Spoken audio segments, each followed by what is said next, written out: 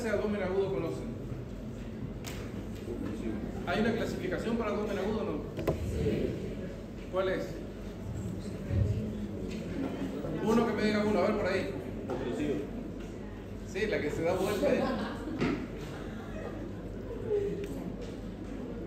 Bueno, uno dijo oclusivo, abdomen agudo oclusivo, otro perforativo, otro abdomen agudo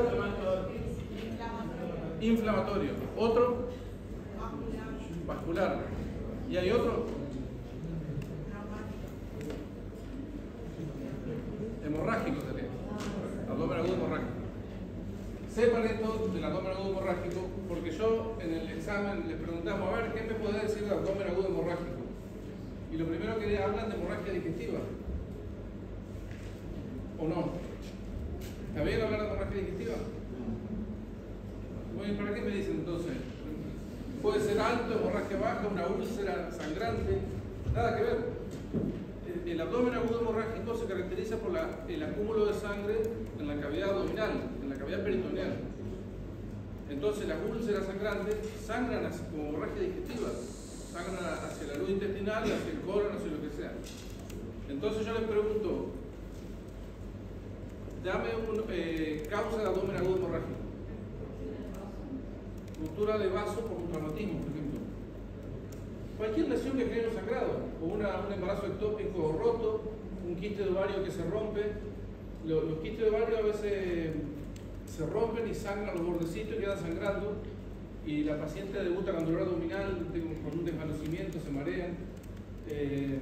Pero todos tienen la misma característica, que para que constituya un abdomen agudo hemorrágico tiene que haber afección, por lo menos signo de sangrado y dolor abdominal. Esto es para repaso, ¿no? Pero ahora vamos a hablar dentro.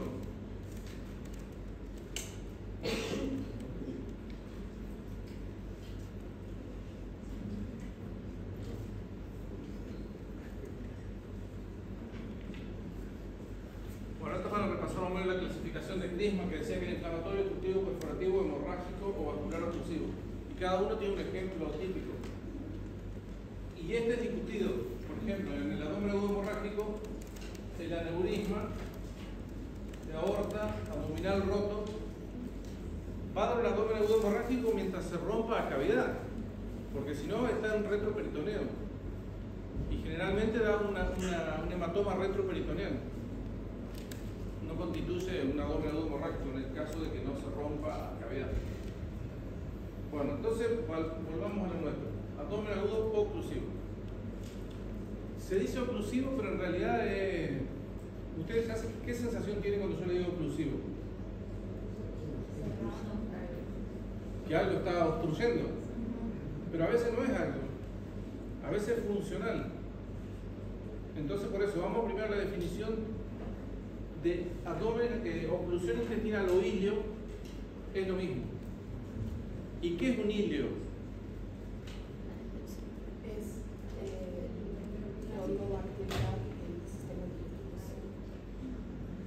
Pero por definición, yo te pregunto, definime ilio. La detención total o parcial de... Exactamente, es la detención total o parcial del tránsito intestinal.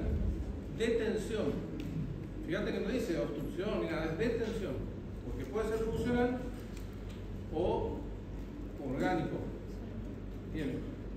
Entonces, para hablar de abdomen agudo obstructivo vamos a hablar de generalidades. Ustedes piensen que el tubo digestivo recibe líquidos de la ingesta. La saliva, aunque usted no lo cree, usted trae la saliva y capaz de traer entre 800 y 1,5 litros por día. Esa saliva que están tragando cuando comen, cuando mastican, o sea que miren el aporte que ya tienen ahí de saliva. El intestino delgado produce secreciones entre 3.000 y 5.000 mililitros por día. El hígado, entre 200 y 1.100 centímetros cúbicos, en forma de bilis. Y el páncreas, entre 1.500 y 3.000. 9 litros por día son de secreciones propias del organismo que van a la luz intestinal. ¿Y qué pasa con eso? ¿Ustedes orinan 9 litros? ¿Van de cuerpo 9 litros? No. ¿Por qué?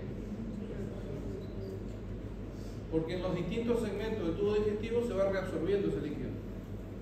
Entonces, para que ustedes hagan una idea, la importancia que tiene a nivel que se obstruye.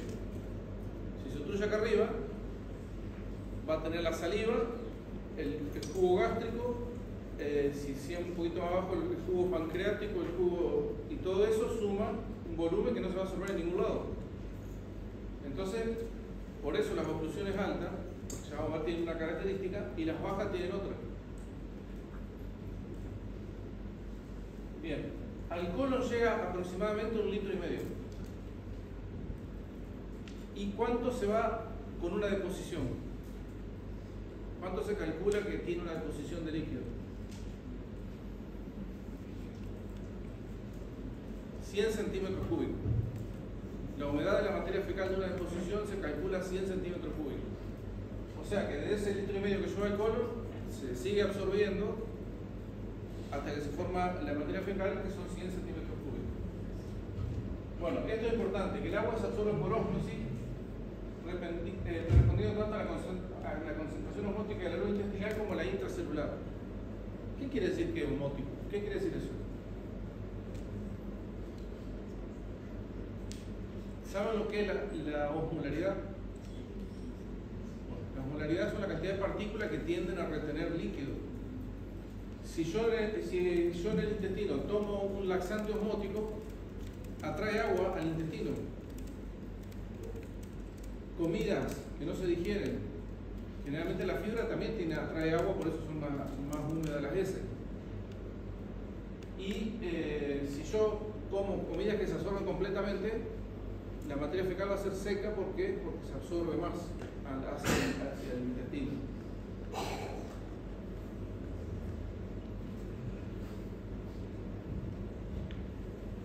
Bueno, después dentro del intestino hay un manejo de los electrolitos y las sustancias. Por ejemplo, el bicarbonato se absorbe en la primera porción del intestino delgado, porque la bilis tiene mucho bicarbonato y los jugos pancreáticos. Generalmente se absorbe ahí el bicarbonato. Y el que queda en la luz se transforma en agua para formar ácido carbónico.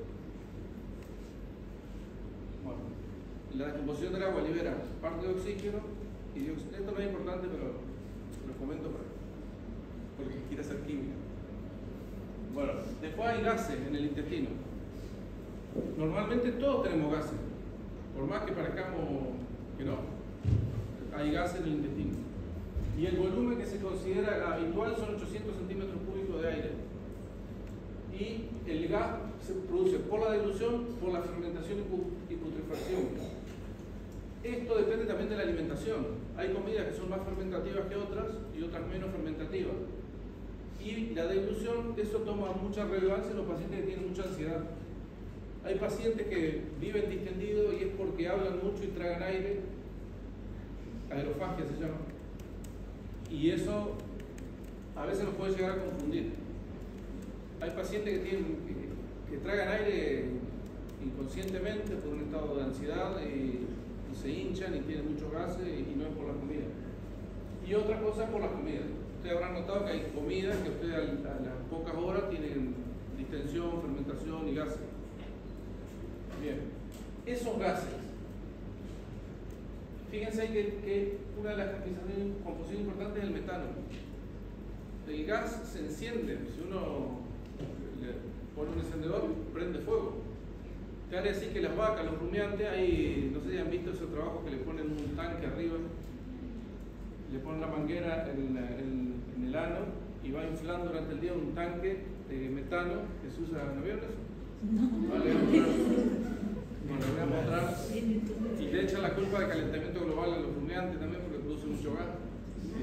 Sí. Bueno, ese gas también lo usan como combustible. Bueno, sepan que hay gases. Los gases toman relevancia, una vez se no le da importancia. Yo hice un posgrado de aeroevacuación aérea, se llama, que es traslado de pacientes en el aire. Y son todas cosas que hay que tener en cuenta. Porque generalmente los aviones presurizan como que tuvieran 3.000 metros de altura, la presurización. Y en altura los gases se expanden. No sé si alguno ha notado que cuando viaja se hincha o empieza a despedir gas en el avión y bueno, generalmente por la expansión de los gases por la baja presión atmosférica. Entonces, cuando vos vas a trasladar a un paciente, hay muchas precauciones que hay que tomar. Si es un paciente recién operado que está en un litio o que es un operatorio fluido, lo que sea, hay que poner una sonda rectal y una sonda nasogástrica. ¿Por qué? Porque si no, la expansión a veces, si está recién operado, puede eviscerar al paciente. Se extiende tanto, como hay más de 800 centímetros cúbicos, hay 2000 o 3000 centímetros cúbicos que pueden eviscerar al paciente.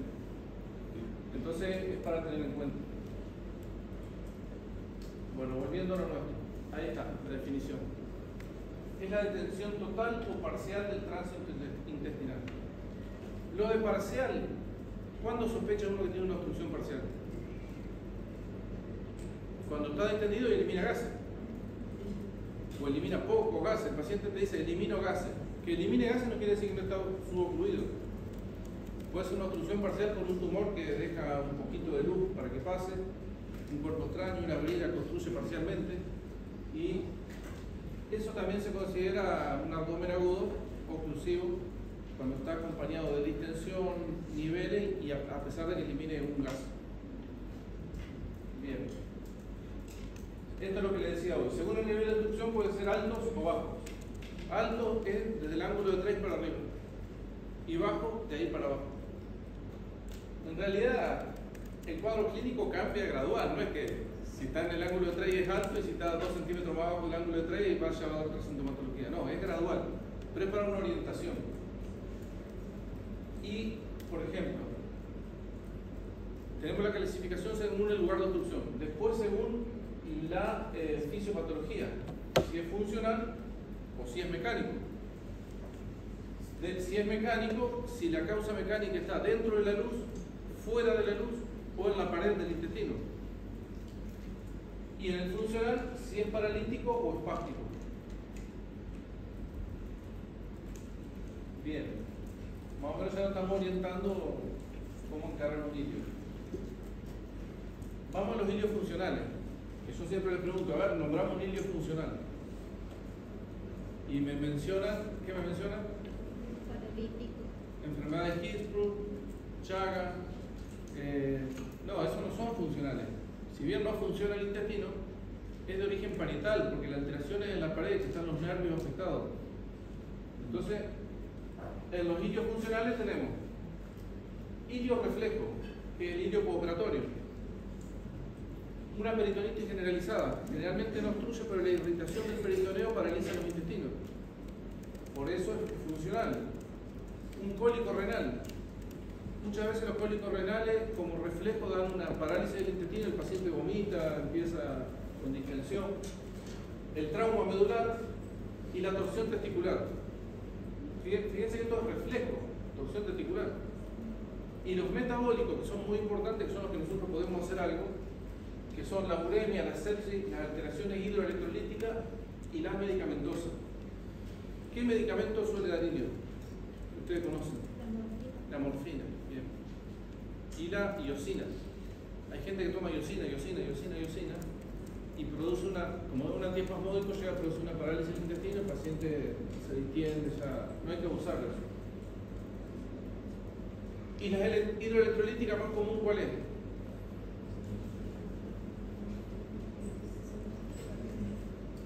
Hipocalemia. Hipocalemia, que es lo mismo que hipopotasemia. El potasio es un ion que se pierde muy fácil con los vómitos. El ácido clorhídrico, cuando uno vomita jugo gástrico y todo eso, vomita, generalmente pierde mucho potasio. Y el potasio también se pierde en los pacientes que toman diuréticos de Lassa. Toman furosemida, muchos toman furosemida para adelgazar o por la presión o por lo que sea, y pierden potasio. Y el potasio puede dar todos los órganos que son contráctiles, sea muscular, el músculo visceral, son afectados, la transmisión nerviosa, por la hipopotasemia. Bueno, a su vez los ilios funcionales pueden ser localizados o reflejos. Localizados o generalizados, que son los otros, y localizados son los reflejos como la pancreatitis o la apendicitis que da un asa centinela. No sé, el indio regional del campo, ¿han escuchado? Cuando hay una pancreatitis, la irritación local puede paralizar un asa. Vos pedís una radiografía y se ve ahí un nivel en la zona del páncreas. O en el apéndice, ve un nivel en la zona del apéndice. Y lo hiperdinámico o espástico, en realidad el único que más o menos que lo puede dar es la intoxicación por plomo.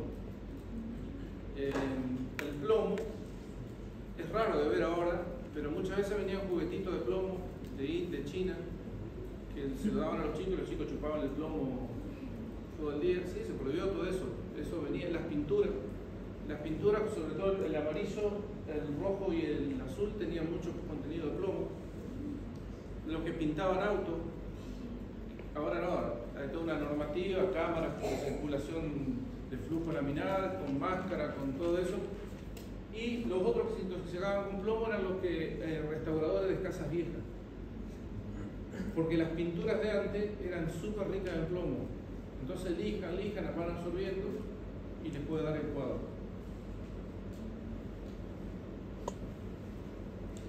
Bien. Ahora vamos a hablar del indio, habíamos dicho mecánico y funcional. Dentro de lo mecánico, intrínsecas quiere decir propias de la pared del tubo digestivo, como tumores, lo que se le ocurra. Diverticulitis, la diverticulitis es intrínseca porque genera un edema, se cierra la luz por edema de la inflamación y genera la obstrucción. La enfermedad de Crohn también, por toda la formación inflamatoria que se va en la luz, la tuberculosis. La radiación y la isquemia termina haciendo una cicatrización que se retrae, pierde la elasticidad del intestino y se retrae y se cierra. Las radiaciones, digamos, por radioterapia. Y la intususcepción es dudosa, porque no se sabe de qué. Si es de la luz o intestinal, en realidad el mismo pared se mete sobre sí misma. Y bueno. Y las extrínsecas, las más comunes, son bridas o adherencias. Vólvulos, compresiones tumorales de otro órgano. Por ejemplo, un tumor de ovario gigante puede comprimir el recto o el sigmoide y dar una obstrucción. Eso sería extrínseco. El embarazo y el síndrome de compás aorto-mesentérico. Ahora vamos a ver algo de eso. Y las luminales, cálculos biliares. ¿Cómo un cálculo biliar puede obstruir el intestino? El síndrome de Parisi. Fistulizando. ¿Cómo fistulizan? Bueno, después lo vemos. ¿Sí? ¿No es el síndrome de Parisi el que hace ese, que donde el cálculo sale de la vía biliar y puede llegar a la de bilio cuando ingresa la luz? ¿Síndrome de? Creo que era el de Parisi, si no me equivoco. No, Milisi creo. No, Milisi es otro.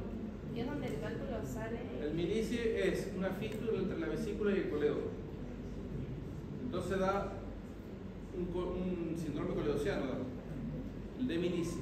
Ah, sí, Milisi. creo, sí. Hay uno que es raro, que es el síndrome de Bou-Beret. Que el de Bou-Beret es la fístula entre la vesícula y el estómago, y el cálculo se pone en el píloro. Que es un síndrome pilórico a causa de un cálculo. Ese síndrome de Bou-Beret. Que ese se lo pregunta al que va bien y quiere levantar la nota y sacar un 10 o un 9. Le preguntamos el síndrome de Bou-Beret. Bueno, fito y tricobezoare.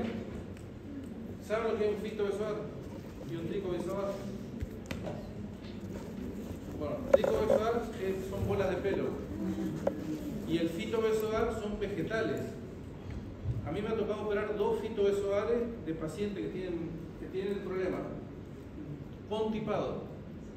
Van contipado y con dentadura postiza o sin dientes.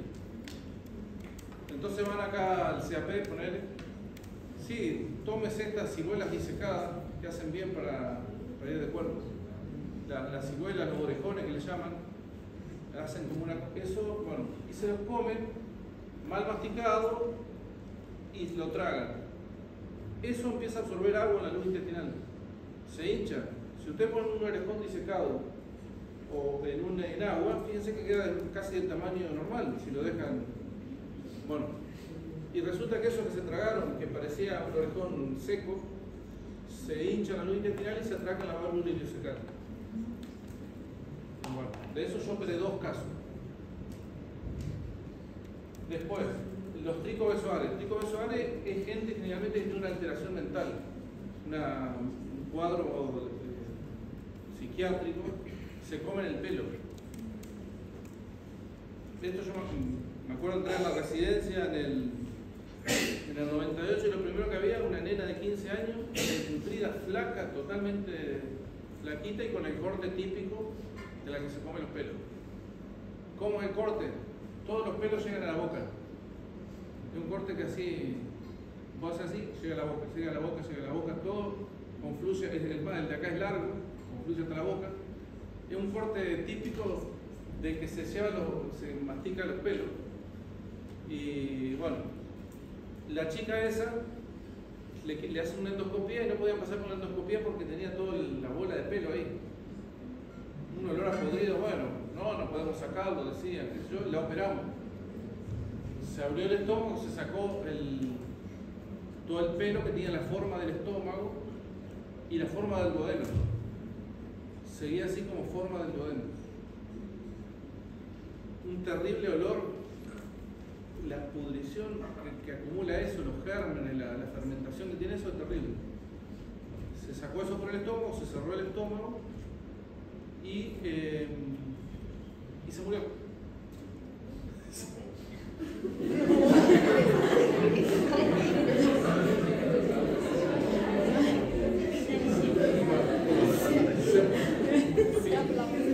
Fistulizó, hizo una peritonitis, se reintervino, se puso séptica y se murió.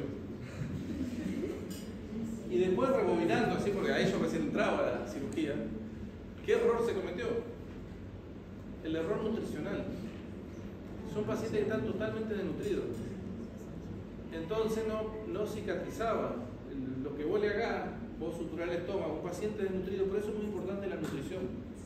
Para que cicatricen las suturas, las anastomosis, todo lo que vos hagas, el paciente tiene que estar bien nutrido. Y acá no se tuvo en cuenta eso. O sea, que esta chica, una vez diagnosticado, habría que haberle puesto alimentación parenteral, 10 días, 15 días, que recupere un poco de proteína y recién ahí operado. Les comento esto, da gracia, pero es decir, no da gracia. Es para que ustedes se acuerden de la nutrición en los pacientes que vamos a operar. Bueno, ahí tenemos un ejemplo de cada uno. Quedaba esto. Fecaloma. El fecaloma puede dar un hilio por acúmulo de materia fecal. ¿Cómo lo diagnosticamos un fecaloma?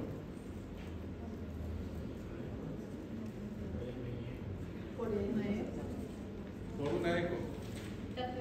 Y tacto rectal. Lo más común es un tacto rectal. Si vos lo podés ver con una eco o podés verlo en una radiografía. Ahora vamos a ver imágenes después de cada cosa. Cómo se ve en una radiografía de un fecaloma. Pero lo más común es hacer un tacto rectal. Antes nos obligaban a hacer un tacto rectal en la residencia. Todo ingreso que hacía, tacto rectal, y vos tenías que informar en la historia clínica. Tacto rectal. Y si no lo tenías hecho, tenías que hacer todos los ingresos. Te castigaban. Entonces, bueno, era para que vos aprendas a reconocer un tacto normal de un tacto dificultoso. Después ya nos avivamos. En tacto rectal poníamos paciente se niega. Ni le preguntábamos, ya le decíamos se niega. Paciente se niega, paciente, bueno. Y ya después perdés, porque no es lindo hacer un tacto rectal. De hecho, cuando yo voy a la guardia y hay uno que hay que hacer un tacto rectal, yo mando al residente. Ya voy a hacer un tacto rectal a ver para que aprenda. Pero bueno. Cuerpo extraño y parásitos. Los ovillos de los áscaris pueden dar oclusión a nivel de la válvula ileocecal. Y los cuerpos extraños, lo que ustedes se imaginan. Lo que ustedes se imaginen. Pero es porque el paciente se cayó encima. Lo que ustedes se imaginen que entre por arriba o por abajo, puede ocurrir.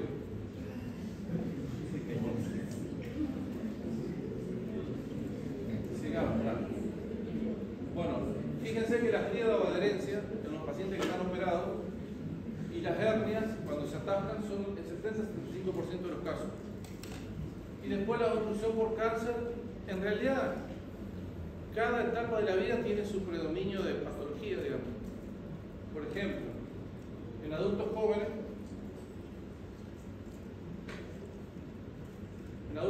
las hernias estranguladas, las bridas postoperatorias y los vólvulos e imaginaciones.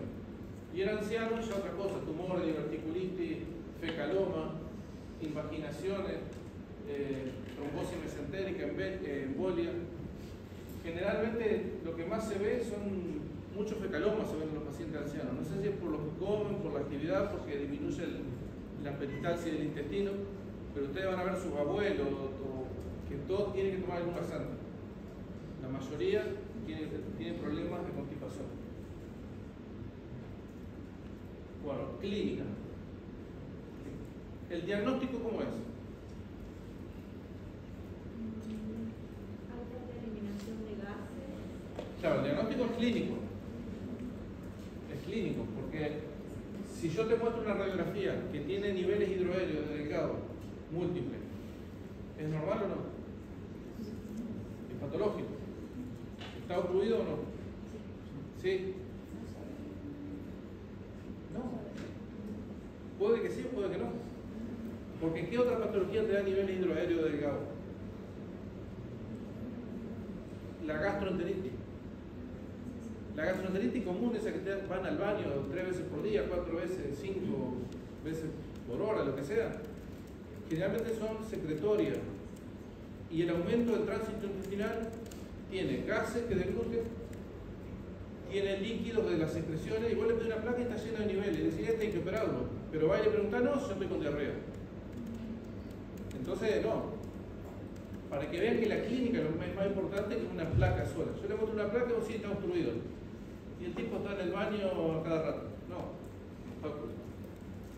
Bueno, entonces la clínica. La clínica es distensión, falta de eliminación de gases y heces, pero principalmente de gases.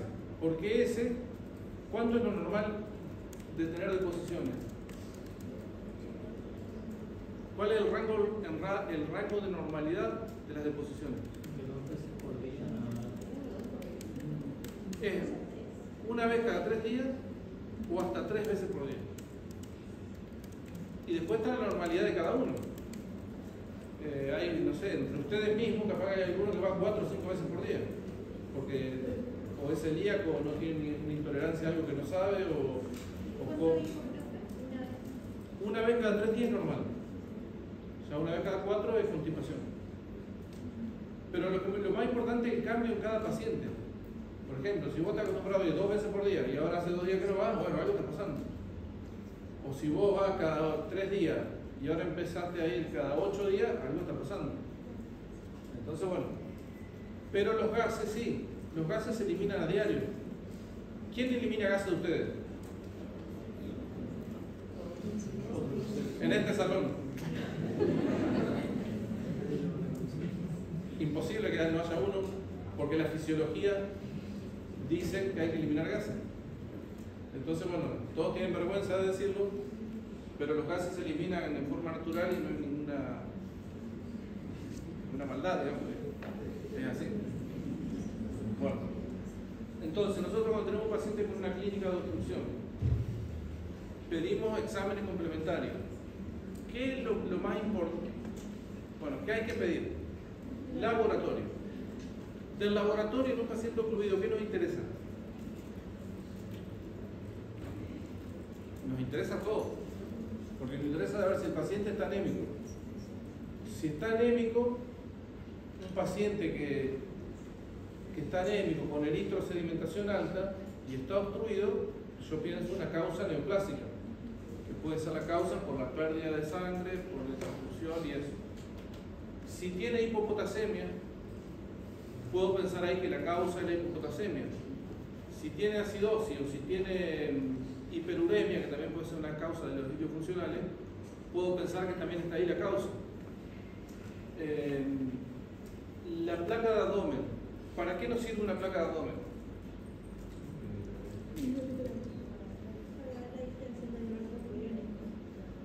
¿Solo?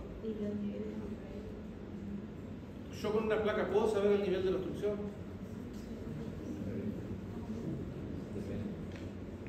Bien, depende, ¿verdad?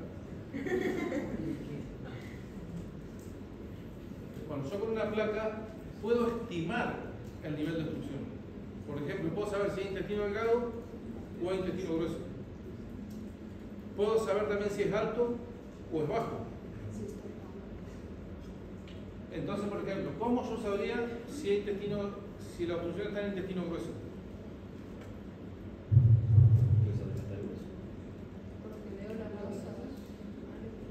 Porque se ve el marco del colon distendido hasta el sitio de la obstrucción.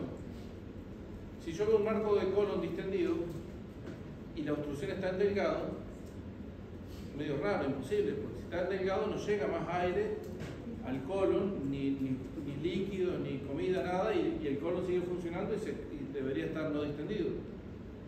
Entonces, si tengo una obstrucción con marco colónico distendido, la obstrucción está en el colon. Ahora, si yo veo intestino delgado, es normal ver aire en el colon. Eso es 800 centímetros cúbicos que le digo, generalmente está en el colon. Entonces, si uno ve una placa que yo le voy a mostrar, ¿qué es lo normal? Se va a ver el marco colónico con burbujitas de aire. Si yo tengo un paciente con niveles de intestino delgado y no veo burbujitas de aire en el intestino grueso, quiere decir que la obstrucción está en el intestino delgado. Si yo veo que no hay aire en el colon, no hay nivel hidroaéreo delgado y hay una cámara gástrica bien distendida, pienso que la obstrucción está en el píloro, que es una obstrucción alta. Entonces uno más o menos se va orientando. La clave es saber reconocer que lo que yo estoy viendo es delgado o es colon. Ahí está el secreto. Que ustedes aprendan a diferenciar si es delgado o es colon. Y para diferenciar si es delgado o es colon, se tienen que fijar en la ubicación de los niveles, si es en la periferia o son centrales, en la presencia de austras o pila de monedas, digamos, que ahora yo les voy a mostrar cómo se ve cada uno. Bueno, la ecografía. La ecografía, muchos dicen, ¿sirve o no sirve? No, por el aire, porque no se dificulta por el aire. ¿Para vos no sirve? Depende. A ver. Porque en la ecografía sabemos que da para ver si hay, por ejemplo, presencia de líquido aire o de mucho aire. Si yo tengo un hilo mecánico, vamos a poner un ejemplo. Yo tengo una brida, yo le hago una ecografía. ¿Qué voy a ver?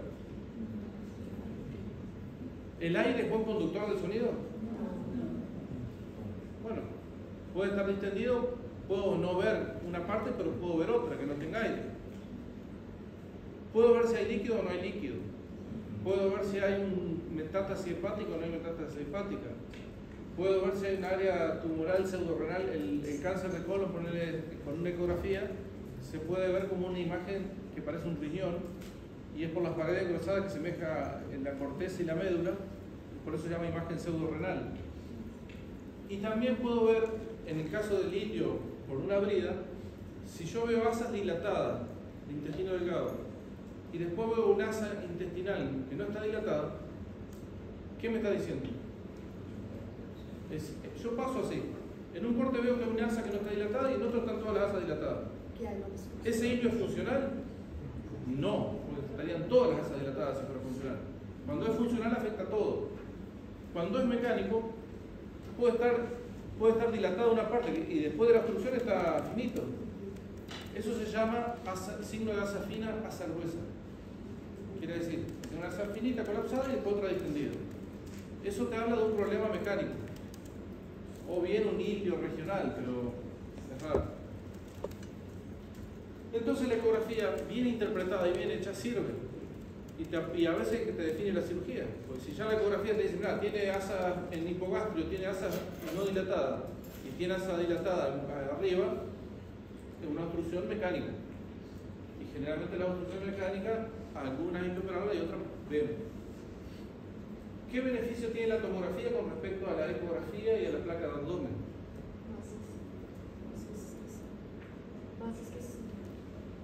Que no le afecte el aire. Con un paciente distendido, con mucho gas, que está inflado así, vos le pedís la tomografía y ves bien todo, ves retroperitoneo, no te afecta el aire para evaluar al paciente. Entonces, la tomografía es muy buena. La tomografía conviene hacerla con contraste, endovenoso. Ahí viene el kit también de la tomografía. Ustedes pueden pedir una tomografía y estar excelentemente pedida, o pueden pedir una tomografía y estar cometiendo una mala praxis. ¿Por qué? No, porque el contraste es endovenoso. Embarazada no se puede hacer. No, embarazada no, depende de la edad, no conviene hacer tomografía directamente. Porque causa complicación. Pero ¿qué pasa con el contraste? Generalmente el paciente obstruido viene vomitando, viene 2 o 3 días vomitando y tiene alteración de la función renal. Entonces, si vos le pedís una tomografía con contraste endovenoso, le digo que puede producir mala praxis porque le hacen sonar el riñón. El contraste es nefrotóxico si no tiene una buena función renal. Si tiene una buena función renal, pídame tranquilo. Pero nosotros siempre antes de hacer una tomografía, sobre todo en un paciente obstruido, esperamos laboratorio. De hecho, vos vas a ver el paciente y decís, dejá pedir la tomografía, pero le decía a la enfermera que no la pida hasta que no esté el laboratorio. Vos te vas a tu casa, te informan al laboratorio, pidan la tomografía. O el médico de guardia. Pero eso es importante. No pidan tomografía en un paciente con insuficiencia renal, sobre todo prerrenal. Bien. Habíamos dicho, esta según la clasificación embriológica, puede ser alto, medio o bajo, y va a variar que cuanto más alto, más vómito tiene. Junta un poquito de líquido, vomita, junta y vomita, junta y vomita. En el medio va a tener vómito y un poco de distensión, y cuando es más distal, generalmente no vomitan. Son pacientes que vienen súper distendidos y capaz que no vomitaron todavía. Entonces, cuanto más alto, más frecuencia de vómito. Cuanto más frecuencia de vómito, más pérdida de potasio. Y así sucesivamente.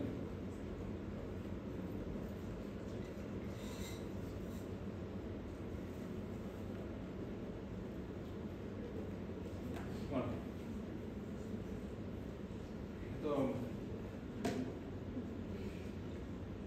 Bueno, ahí tenemos un cuadro comparativo de lo que es la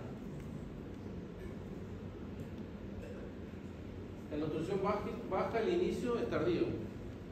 Los vómitos en la alta son precoces, dan alcalosis metabólica por la pérdida de ácido y potasio, y en la baja da acidosis metabólica, y es tardío, los vómitos son tardíos.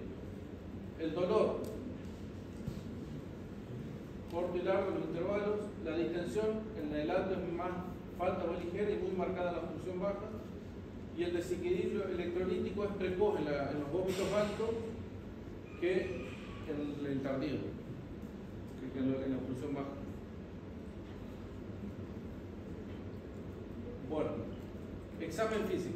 En el examen físico, la ocultación, ¿para qué se la hacemos?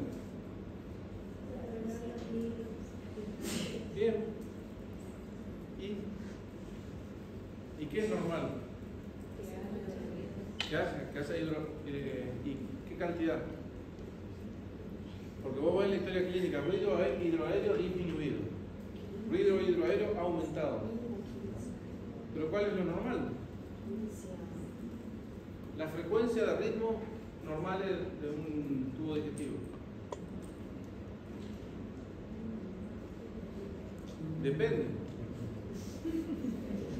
Ustedes cuando recién comen, o toman líquido, o toman algo, se ponen en la panza y va a hacer una revolución.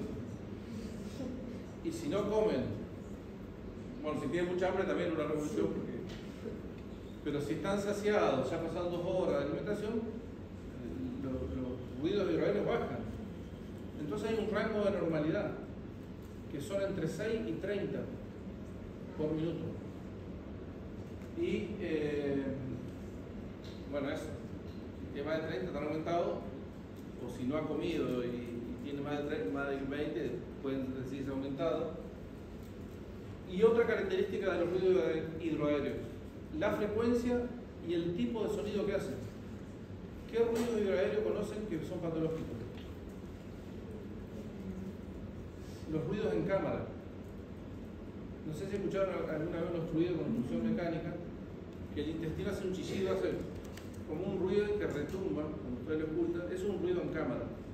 Los ruidos en cámara generalmente se dan cuando hay una asa dilatada que entra poquito cuando propulsa el intestino para meter el líquido junto con aire, hace un ruido específico que es ruidos en cámara, como que retumba. Eso es patológico. Entonces en la ocultación tenemos que ver si tiene ruidos en cámara, si tiene los ruidos aumentados o abolidos. En los hilios funcionales, los metabólicos, todo eso no hay, vos lo ocultáis y te puede quedar un minuto y no hay un solo ruido. En los hilios funcionales.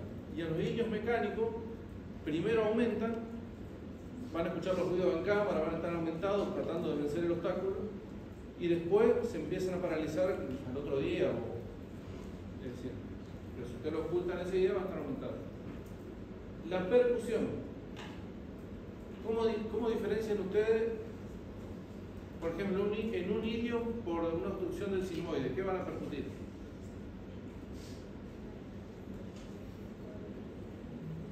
Y una matidez periférica generalizada.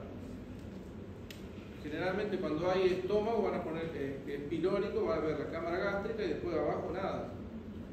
Lo difícil es diferenciar entre matidez y timpanismo. Perdón, entre... ¿Cómo? En hipersonoridad o timpanismo o...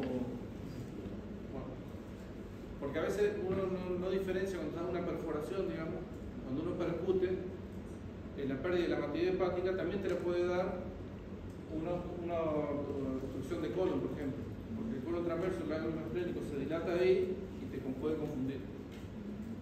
Generalmente la percusión yo no la hago hace 28 millones de años porque depende del ambiente, depende también del oído, que va quedando más cada vez oído. Muchos sonidos alrededor te dificultan, pero bueno, te sirve para diferenciar si la distensión es por líquido o es por aire. Eso básicamente sí. Un paciente asítico, usted va a ver un paciente todo hinchado, viene así, y capaz que es asítico. Porque hay tres cosas que distinguen un paciente: materia fecal, aire o líquido, o tumores. Entonces, si viene el paciente y tiene timpanismo, es una cosa, y si tiene matidez, bueno, ya pensar que es un asítico hematoso o otra cosa. Bueno, acá lo que le decía del tacto. El tacto es importante porque muchas veces se tocan tumores que no te salen en la tomografía, no salen en nada. Y vos le haces el tacto y puede tener un tumor de recto.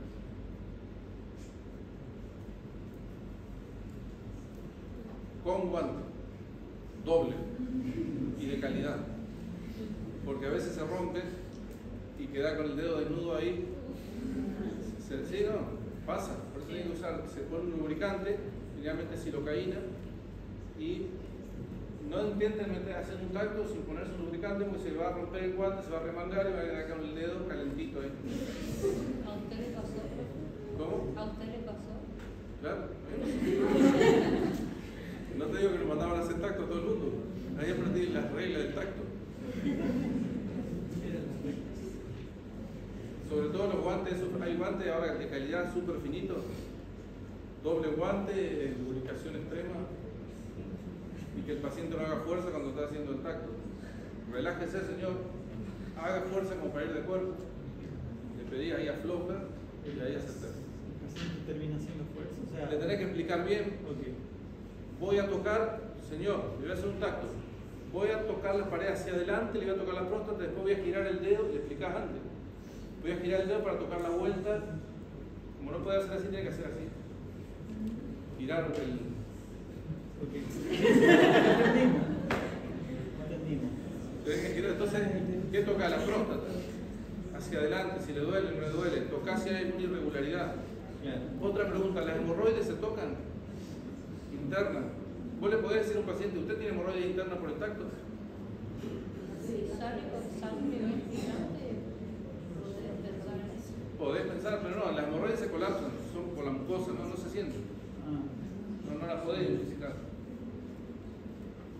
Bueno, esto es lo que decimos hoy.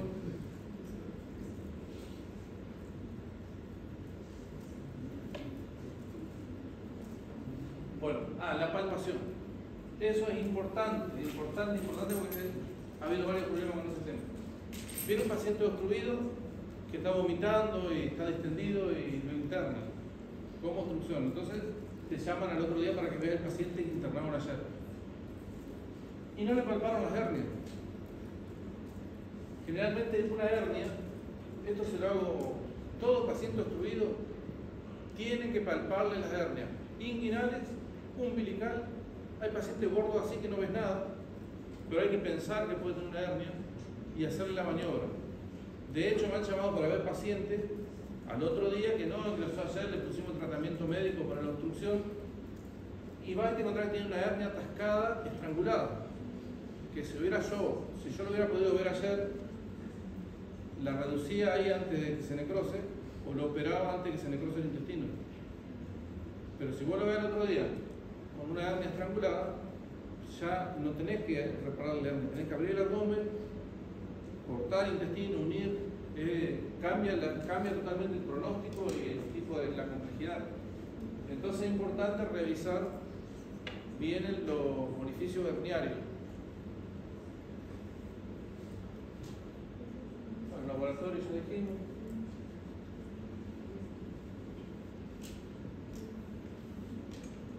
Por aquí no pasar las imágenes. Esto es lo que dijimos hoy: nivel de hidroedro, imagen en pila de moneda, imagen en grano de café. La imagen en grano de café es típica de los vólvulos, que ahora vamos a ver. Y una dilatación de un ácido intestinal mayor o igual a 3 centímetros ya es patológico. No es normal que un intestino se dilate 3 centímetros. Y la otra imagen es la imagen en pico de agua, que también se da en los vólvulos. Bueno, esto es lo normal. No sé si llegan a ver acá. Fíjense, esta burbuja es normal. Eso negro es aire. El colon ascendente, el ángulo esplénico del colon, siguen burbujitas ahí tratando de ver, eso es el colon transverso, eso es el ángulo hepático del colon, y acá viene el ciego. Fíjense, eso es normal. Ahora, si yo veo una placa,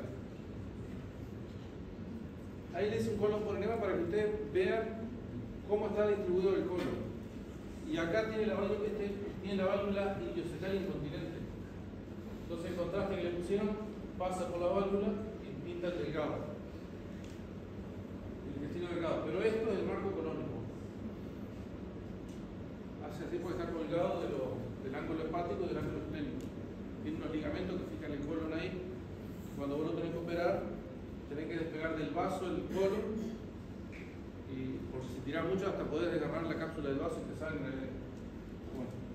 Entonces imagínense que es el colon cuando ustedes ven una placa, que haya aire ahí. En materia fecal es normal.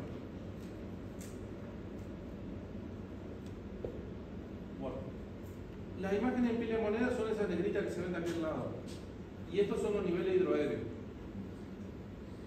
Yo en un paciente que veo que le hago una radiografía acostado, ¿puedo ver nivel hidroaéreo? ¿No? ¿O sí?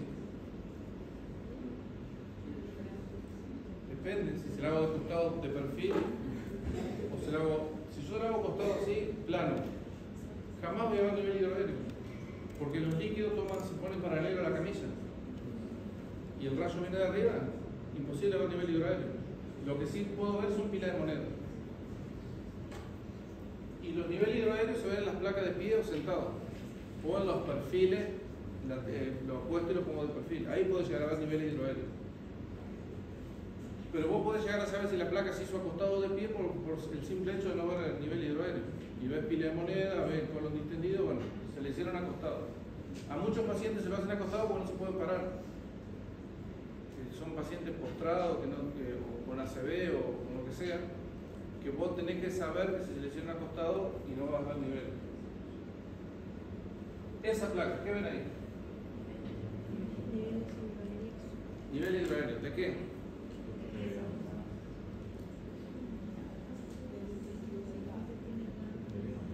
¿Ustedes ven el marco colónico ahí? ¿Por qué no lo ven?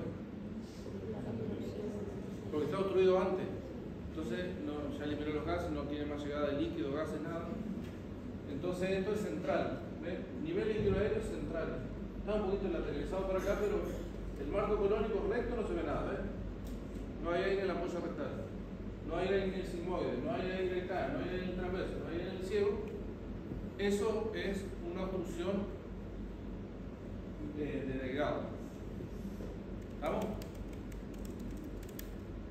Esto. ¿Y más bien pila de moneda? No. Fíjense la diferencia.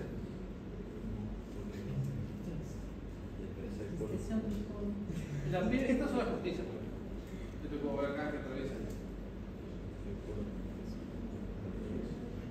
Estos no atraviesan de lado a lado, son austras. Fíjense que se interrumpe, llega a la mitad, se interrumpe, la mitad se interrumpe, la mitad. Las pilas de moneda son completas, que son las válvulas de Kierkegaard que uno ve del intestino delgado.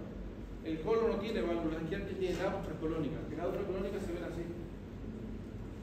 Entonces, bueno, ¿esto qué es? Por la ubicación, colon. Por las austras, que no son pilas de moneda, colon. ¿Dónde está? Si yo dije 7 pacientes estuvieran fluido, ¿dónde está fluido? Fíjate que le llega hasta abajo, la polla rectal, todo tiene, o sea que es recto, bueno. O lo inflaron, le pusieron algo para hacer un estudio, pero fíjense esto es colon. Profe, no entendí cómo es que se da cuenta que es parte de la posibilidad. O sea. Y porque si llegó aire, todo viene de arriba. Y si llegó hasta acá hasta el recto, porque distendió todo, entonces lo pusieron tan recto. En este caso, viene todo de arriba, pero no llega al colon, porque no está dilatado el colon. O sea que está obstruido antes del colon. Entonces es delgado. Estas sí son pilas de moneda. Fíjense que tiene todo, totales son las liñitas blancas.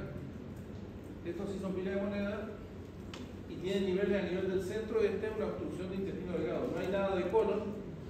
Este del colon, fíjense que no tiene aire, tiene materia fecal. Si uno lo ve bien, está relleno con materia fecal, no tiene aire y no está distendido y acá no hay aire, nada. O sea que esa es otra obstrucción de intestino delgado. Esa, delgado o colon. Delgado, muy bien. Está transpendiente. ¿Y esto?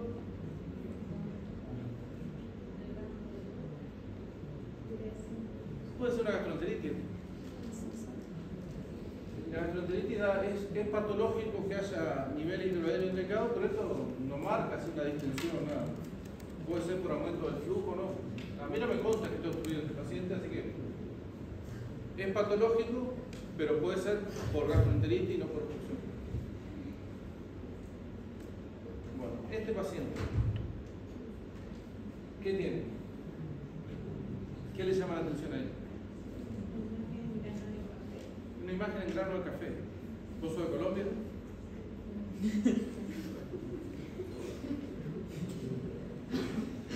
Aquel que tiene. La batería está agotando y no tengo más batería. No traje el cargador. Bueno, fíjense que aquel tiene la cámara gástrica dilatada. Tiene un gran nivel de cámara gástrica y no hay ni colon ni delgado dilatado. O sea que esto es una obstrucción de píloro. O puede ser ahí que tenga ahí en el bulbo anal. Y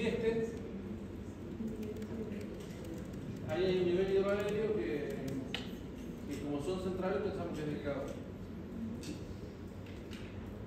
¿Hay otra imagen en grano de café? Esto tienen que saber qué es. Cuando ven esta imagen así en apolillado, con cositos negro y blanco, negro y blanco, negro y blanco, así ven que tiene como esa burbujita así, y en la ecografía se ve así. Según Arias, ¿qué es eso? ¿Qué? No sé, peritonitis. Materia fecal, fecaloma. Fíjense cómo se ve así en imagen en apolillado, así, o así, Cuando ustedes ven esa imagen, esa es la materia fecal. Eso es un fecaloma. Imagen de apolillado. Acá tenemos otra imagen en grano de café, que es un volúmulo de ciego. Está desplazado, no es de corte izquierdo, sino de ciego. Ahí tenemos un colon totalmente dilatado también. Y ahí está, ¿ven?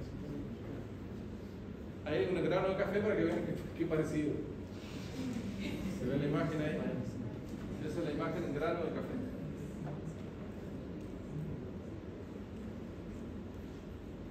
Bueno, ecografía es lo que yo le decía hoy, si hay líquido o si hay asa dilatada y no dilatada, o si hay hernias en los pacientes obesos. Hay pacientes que, aunque ustedes no lo crean, son así y no puedes palpar la hernia y la ves con una ecografía o con una tomografía. La resonancia generalmente nunca la usamos, pero sí la tomografía. Bueno, ¿qué es eso que le enseñé hoy? Fecaloma. Así se ve en una tomografía un fecaloma. Bueno, en el cuadro 1, ¿qué ven?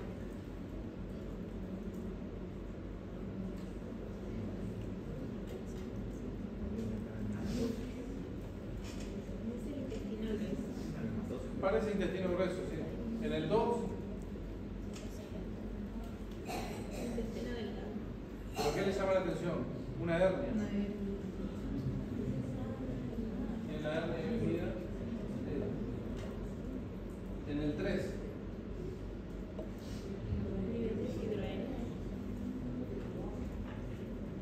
Esta parece ser una tomografía con contraste oral. Y acá marca el colon, digamos. Pintó el colon. Y no sé cómo, pero llegó hasta ahí el contraste hasta el colon transverso. Después en esta tenemos asa de delgado, con nivel hidroaéreo de delgado, y en aquella también. Pero acá se ve el signo de asa fina, asa gruesa. Fíjense, asa dilatada y asa fina. Entonces esto está hablando de una obstrucción mecánica del intestino delgado. Bueno, antes que se acabe la batería, esto es una pregunta de examen y que ustedes tienen que saber para la vida que vayan a ejercer como médico. Si es que no son cirujanos plásticos, tienen mucha plata. Manejo inicial del cuadro obstructivo. Es para todos los pacientes, sea mecánica, sea tumoral, sea funcional. La obstrucción que sea, tiene un manejo inicial común. ¿Qué es esto? Reposición hidroelectrolítica, corrección del equilibrio ácido-base, descompresión por sonda nasogástrica y antibiótico terapia en los casos que lo requieran, que ya vamos a ver. Pero la descompresión por sonda siempre se pone, porque si no, sigue aumentando la obstrucción por lo que uno traga, la saliva, los jugos gástricos, pancreáticos, todo. Y en el caso de las bridas o adherencias, que es donde el intestino está pegado y se acoda, lo agrava.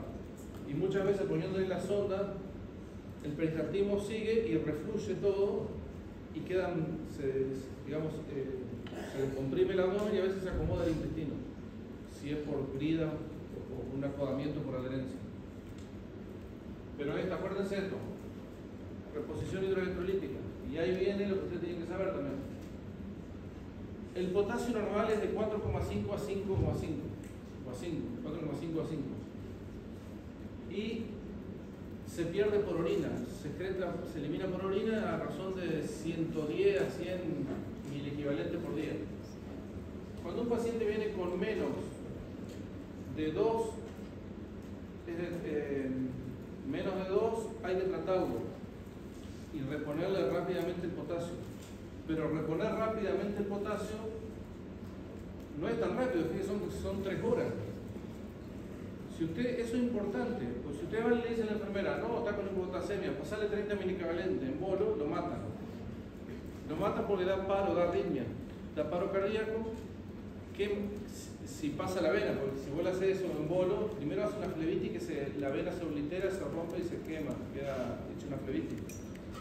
pero si ustedes lo lograran pasar, le podrían estar dando una arritmia al paciente, con un paro cardíaco, y encima se va a saber que fueron ustedes porque fue en diástole, cuando le hacen la autopsia. Generalmente los otros paros cardíacos, los infartos, todos son, el corazón se encuentra en sístole, y la hiperpotasemia por inyección en diástole. O sea que, bueno, hay una regla de los tres. 30 esta es una regla práctica. 30 miliequivalentes en 300 centímetros cúbicos de solución fisiológica a pasar en 3 horas. Eso por vía periférica, porque por vía central se puede hacer mayor cantidad. Esa no se olviden. Y el mantenimiento de 90 a 100 miliequivalentes por día, que eso se le agrega a cada suero. Si son 6 sueros que le pasamos, 20 miliequivalentes. Bueno, esto sépanlo. Bien. Y la otra cosa era reposición hidroelectrolítica. Ahí hablamos de electrolito potasio. Pero si hay que calcular el goteo que yo le pongo como hidratación, ¿cuánto le pongo a un paciente? 35 fórmula que no se tienen que olvidar. 35, el requerimiento diario de un paciente de líquido de él es 35 ml kilo día. El tuyo también, todos tienen el mismo requerimiento diario. Si yo ingiero más o me administro más, no hay problema porque lo vas a orinar más. Si yo ingiero menos y tomo menos, va a empezar a sufrir el riñón. Entonces, bueno, un paciente de 100 kilos, ¿cuánto le tengo que poner?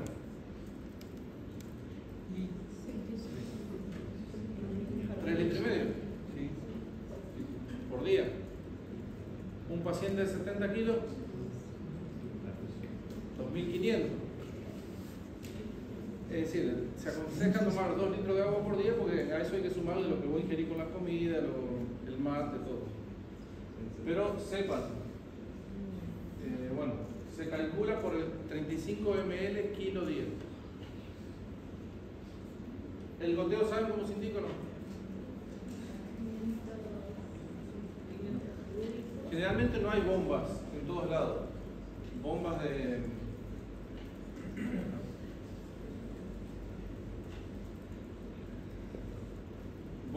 bombas de infusión que uno le pone. Uno programa la bomba y eso. Generalmente en los hospitales o en los sanatorios hay un sachet de suero con un perfo y una chapita. Esa chapita la enfermera la regula de acuerdo a lo que vos le indicás. Entonces, si yo quiero pasar 2 litros por día, ¿cuántos sachets tengo que pasar? Tiene medio litro cada sachet. Son 4 sachets. Para que pase un sachet en un día, ¿a cuántas gotas tiene que estar? A 7 gotas, bien. Y si quiero pasar 4 sachets en un día, si 7 gotas pasa un sachet, 28 gotas pasan 4 sachets por minuto. Eso. Entonces usted pone hidratación parenteral alterna a 28 gotas, estoy pasando 2 litros. Si pone hidratación parenteral alterna a 35 gotas, estoy pasando 7 sachets. O sea, a ver, no.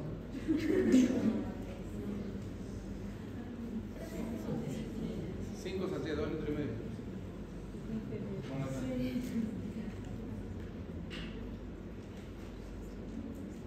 Bueno, esa es una imagen.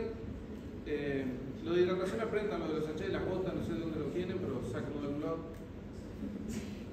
Es una intususcepción. Se mete el intestino adentro y a su vez se pone necrótica el asa porque se mete el meso y se estrangula. Entonces, si vos no lo agarrás a tiempo, a veces lo podés desinvaginar, lo sacás afuera y sale perfecto. Pero a veces queda necrótico y hay que cortar el intestino.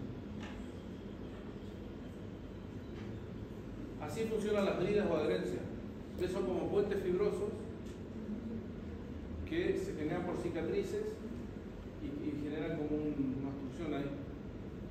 Muchas veces va a cortar esa rienda nomás y se libera y soluciona el problema.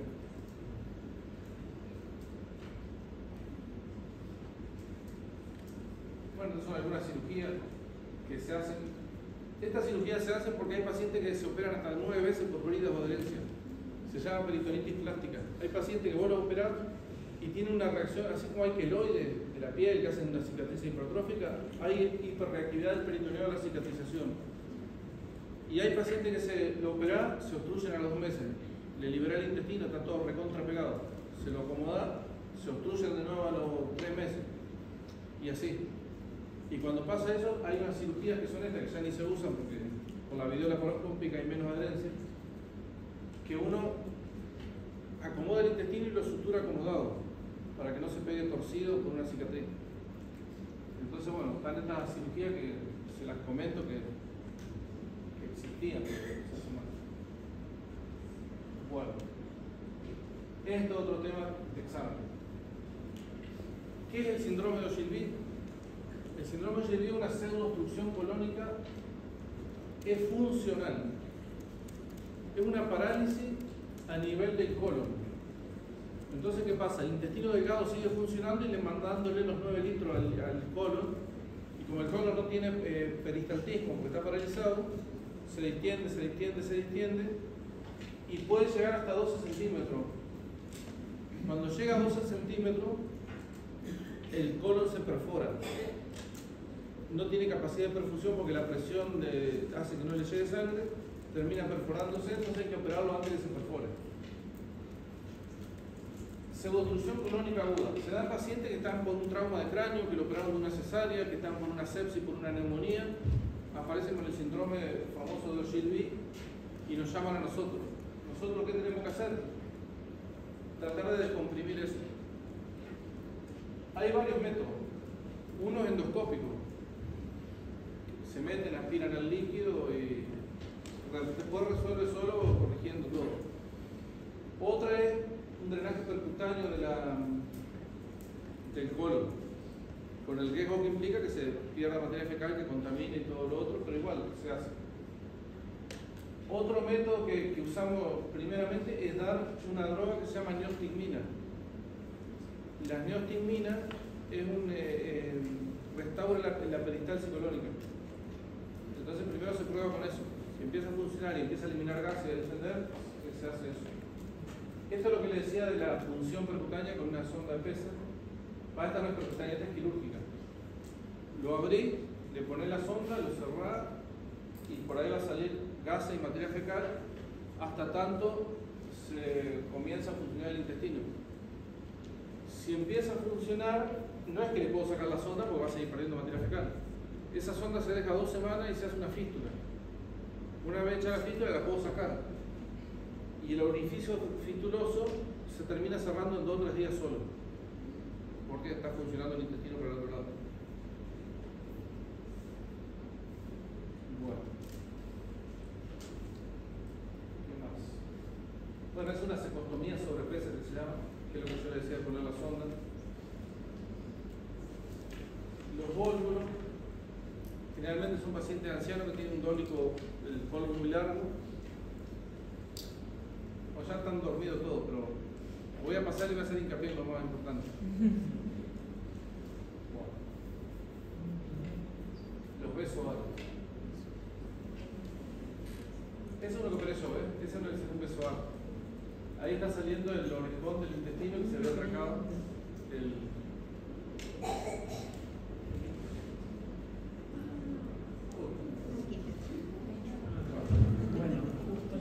No, que tengo el peso. Ah, lo sumé. Digamos que una imagen de tu cabeza.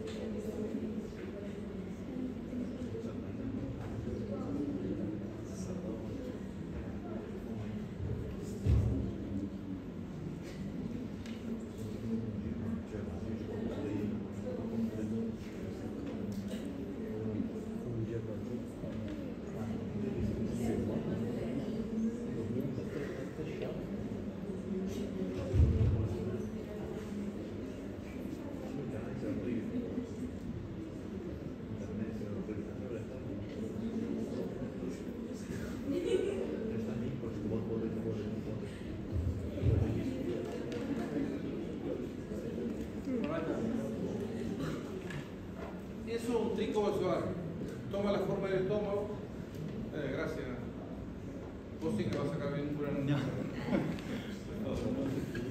Bueno, fíjense esto.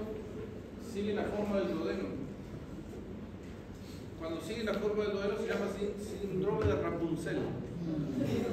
¿Lo habían escuchado?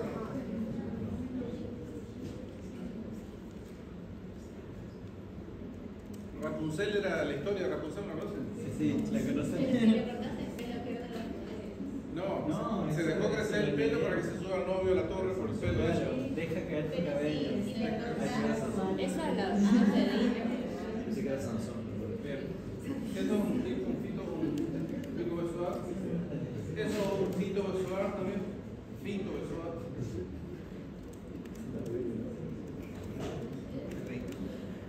Y este es un niño biliar, pero ese es un niño biliar y el anterior un fito besoar. El hillo biliar que hoy habíamos hablado, esta es otra pregunta que tienen que saber. Fíjense cómo se produce el hillo biliar. El hillo biliar se produce por una fístula entre la vesícula y el duodeno. Cuando yo le pregunto a un hillo biliar, ¿y de dónde cae el cálculo? Dicen, pasa por la papila y se atraca en la válvula ileocecal. No. La papila tiene 2 milímetros, 3 milímetros de diámetro. O sea que todo cálculo que pase por la papila no se va a atracar en ningún lado. El único cálculo que puedo obstruir tiene que ser de 1 centímetro o más, que se puede obstruir a nivel del cálculo de Trace o a nivel de la válvula ileocecal. Y tiene la característica que como yo diagnostico un hillo biliar con una radiografía, ¿cómo lo diagnostico?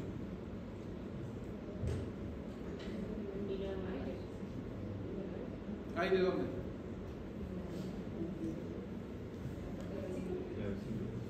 Bien, aire en las vías biliares. Si yo le hago una placa, el cálculo no lo voy a ver, porque los cálculos de la vesícula, el 90% son de colesterol. No se ven radiográficamente, ni con tomografía tampoco. Se pueden ver ecográficamente, o si son de calcio, lo puedes llegar a ver la tomografía, ¿no? Pero entonces, tiene el cuadro típico que es la aerobilia.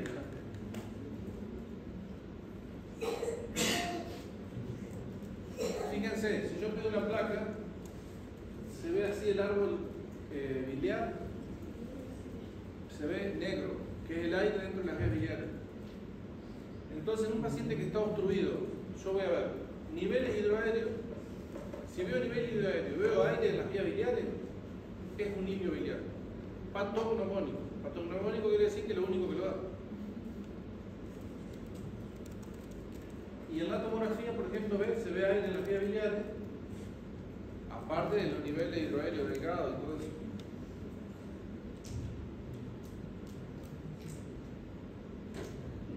Ese fue el cálculo.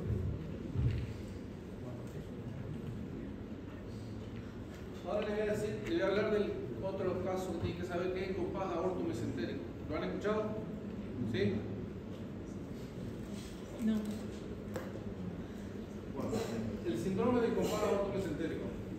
El duodeno en su tercera porción pasa pegado a la columna y por delante sale la arteria mesentérica, que lleva sangre de la mesentérica inferior, la mesentérica superior, perdón. Sale la mesentérica superior. Este ángulo, normalmente, esta sería la arteria aorta, esta es la mesentérica. Forma un compás que normalmente tiene que tener 50 grados. Cuando este compás está echando, comprime todo el meso, la tracción del meso, todo con la arteria mesentérica, comprime la tercera porción del duodeno. Y eso da una obstrucción alta. ¿Y cuándo ocurre esto? ¿Cuándo ocurre esto? ¿Nacieron con eso? Sí, puede ser.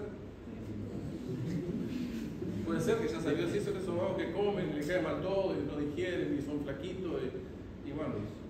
Y si no, los que pierden peso. Generalmente un paciente que perdió 20, 30 kilos, acá hay una grasa, acá tiene que haber grasa. Cuando se adelgaza esa grasa, se acentúa el compás aorto mesentérico. Y después ya siguen perdiendo kilos porque no pueden ni comer. porque comen, no digieren, quedan obstruidos, distendidos, pasan 3 horas y tienen el estómago lleno. Bueno, el síndrome de aorto mesentérico se mide con una tomografía. Con una tomografía, en el corte de perfil, se mide ese ángulo y se ve. Y el tratamiento, ¿qué tratamiento le harían ustedes?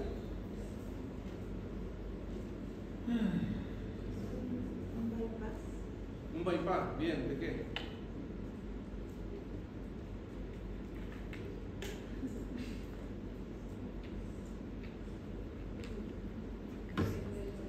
No, hay varias cirugías. Hay una cirugía que vos... Una anastomosis. Se puede hacer una anastomosis del estómago con el yeyuno. Yo no lo haría, te digo, se puede hacer. Acuérdense acá que la tercera, el duodeno hace una vuelta. ¿Puedo dibujar el Sí, Si no, yo tengo fibra para eso. Bueno, acá hay que hacer. Con el ligamento de Treis con Eso. el duodeno. Viene el estómago, viene el duodeno, que da la vuelta así. Tercera porción, ángulo de 3, ligamento de 3 y baja. Y acá estaría cortando la mesentérica. Se libera este ligamento y se baja esto. Entonces ya no lo aprieta con 30. Esa es una cirugía. Pero lo mejor en el paciente que haga caso es hacerlo engordar. Se le da alimentación hipercalórica que aumenten de peso y como, pero vos decís, bueno, pero no puede comer. Bueno, se le pone una sonda que se pasa por endoscopía a través de eso y se lo trata de hacer aumentar de peso. Y cuando aumentan peso, ahí se empieza a engordar la grasa de atrás y mejorar. Pero acuérdense del compás de aorta mesentérica, que es una de las causas de... Bueno, ahí terminamos, acá para mucho más, pero si no los voy a agotar. ¿Con qué hacen aprendido? Manejo inicial de un paciente ocluido, reposición de potasio, diagnóstico de itio biliar, cómo interpretar una placa radiográfica,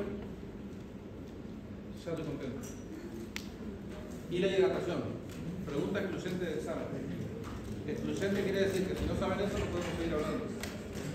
Cuando yo le pregunto cómo hidratar a un paciente de tantos kilos, cuánto requiere por día, hay gente que no tiene ni idea y dice, no, le doy 500. Y bueno, 500, si va al otro día lo van a ver, va a estar en insuficiencia renal o va a estar con una urea aumentada, no alcanza esa cantidad para que las funciones vitales se normalicen. Entonces es importante saber cuánto ponerle a un paciente. Y si el paciente vino deshidratado, eso es el plan de un paciente hidratado, 35 ml kilo día. Pero si ya vino deshidratado, yo estoy autorizado a pasarle 2 litros libre, 1 litro libre para hidratarlo y después le dejo el goteo así. Bueno, eso. ¿Alguna pregunta? ¿Algo que no nos haya quedado claro?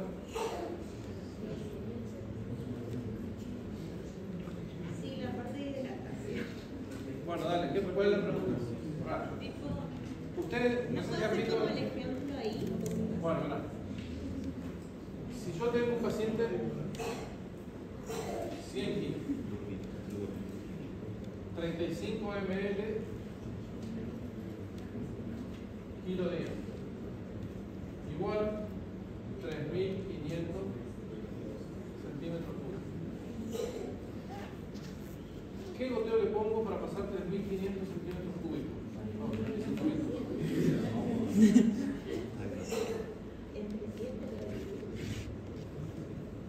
7 gotas por minuto. 500 centímetros cúbicos por día. 3.500.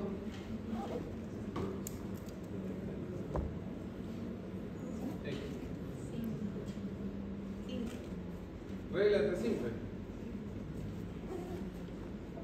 5 gramos. ¿Cuánto? 5 gramos. Para. 3.500, ¿cuántos H son? Estos son 5. No. 4 sachets. ¿No serían 49? 6 por 5, 30, 7 por 5, 49. 49 gotas por minuto, igual 3.500. Ok. Si yo le quiero pasar, ustedes tienen que saber la cantidad de sachets que tengo que pasarle. Si yo le quiero pasar 2.000, ¿cuántas gotas son? Son 4 sachets. Por 7 gotas por minuto por cada sachet, 28 gotas. ¿Entienden? O sea, cada sachet tiene. Cada sachet tiene 500. Y 500, si yo pongo 7 gotas por minuto, Me acabo el sachet por día. pasa un sachet por día. Si yo le duplico la velocidad de pase, va a pasar un sachet cada 12 horas, o sea, 2 por día. Si yo le cuadruplico, van a pasar 4 sachets en 24 horas. Entonces, 28 gotas por minuto, pasan 4 sachets. Si yo tengo que pasar 10 sachets, ¿cuánto es? 10 sachets. Fácil. Un sachet 7 gotas, 10 sachets, 70 gotas. ¿O no?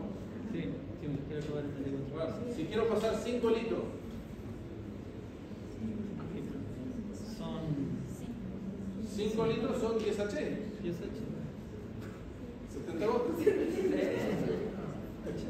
Si yo quiero pasar 4 litros, supongamos que yo quiero pasar 4 litros. 4 litros. Sachet de 500. ¿Cuántos sachets son 4 litros? 8 sachets. Un sachet. 7 gotas, un sachet. 8 sachets, 7 por 8.